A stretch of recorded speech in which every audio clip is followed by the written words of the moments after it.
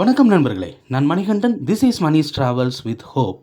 இது மாதிரி தொடர்ந்து பல வீடியோக்கள் வரப்போது. அதுக்கு நீங்கள் செய்ய வேண்டியது எல்லாம் நம்ம சேனலில் சப்ஸ்கிரைப் பண்ணி ஆதரவு கொடுக்க வேண்டியது மட்டும்தான். இன்றைக்கி இந்த வீடியோவில் ஒரு சிறப்பு ரயிலுக்கான அறிவிப்பை தான் பார்க்க போகிறோம். எதுக்காக இப்போ சிறப்பு ரயில் விடணும்? காரணம் இல்லாமல் சிறப்பு ரயில் அப்படிங்கிறது கிடையாது. வருகிற ஞாயிற்றுக்கிழமை மகா சிவராத்திரி தமிழகம் முழுவதும், ஏன் இந்தியா முழுவதுமே வெகு விமர்சையாக கொண்டாடப்படுவது வழக்கம். இந்த காலகட்டங்களில் தமிழகத்தில் எந்த பகுதியில் இருந்தாலும் தன்னுடைய குலதெய்வ கோயிலுக்கு செல்பவர்களினுடைய எண்ணிக்கை அப்படிங்கிறது அதிகம். காரணம் என்ன அப்படின்னா, வருஷத்துக்கு ஒரு தடவையாவது குலசாமி கோயிலுக்கு போகணும் அப்படிங்கிற எண்ணம் இருக்கிறதுனால நிச்சயமாக எல்லாரும் சொந்த ஊருக்கு வர்றதுனால இருக்கக்கூடிய ரயில்களின் கூட்டம் அப்படிங்கிறது அலை மோதுகிறது.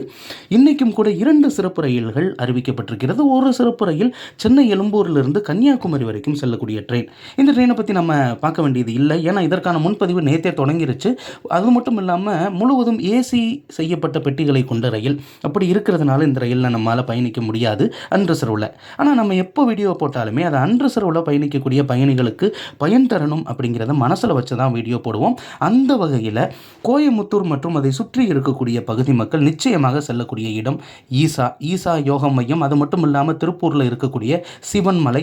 இந்த 2 பகுதிகளுக்குமே அதிகப்படியான பக்தர்கள் செல்வார்கள். அது மட்டும் இல்லாமல் ஈரோடு மாவட்டத்தில் பல்வேறு கோயில்கள் அப்படிங்கிறது இருக்கிறது. இப்படி செல்லக்கூடிய பயணிகளின் வசதிக்காக ஒரு சிறப்பு ரயில் இயக்கப்பட இருக்கிறது. ட்ரெயின் நம்பர் 06113 அப்படிங்கிற நம்பரில் இன்று இரவு 11:55 மணிக்கு இந்த சிறப்பு ரயில் புறப்படும்.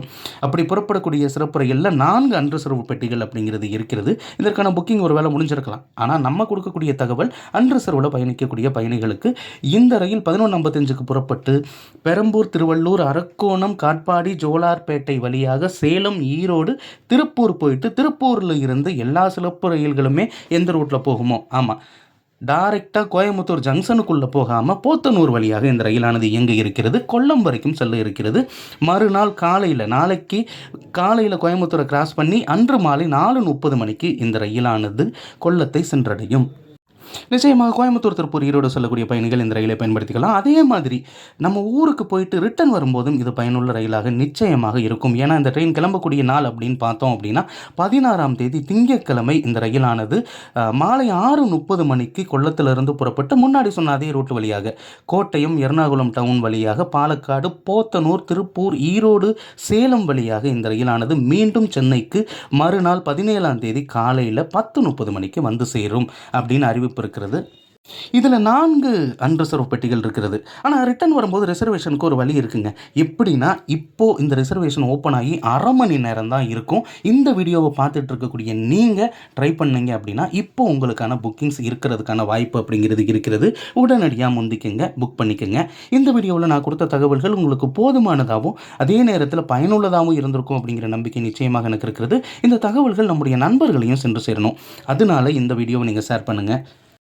மேற்கு மாவட்டங்களிலிருந்து சென்னை வருபவர்களுக்கும் அதே மாதிரி சென்னையிலிருந்து மேற்கு மாவட்டத்திற்கு செல்பவர்களுக்கும் இது பயனுள்ள ரயிலாக இருக்கும். இது மாதிரி தொடர்ந்து பல ரயில்வே அப்டேட்டுகள் உடனுக்குடன் நம்ம சேனலில் வந்து சேர இருக்கிறது.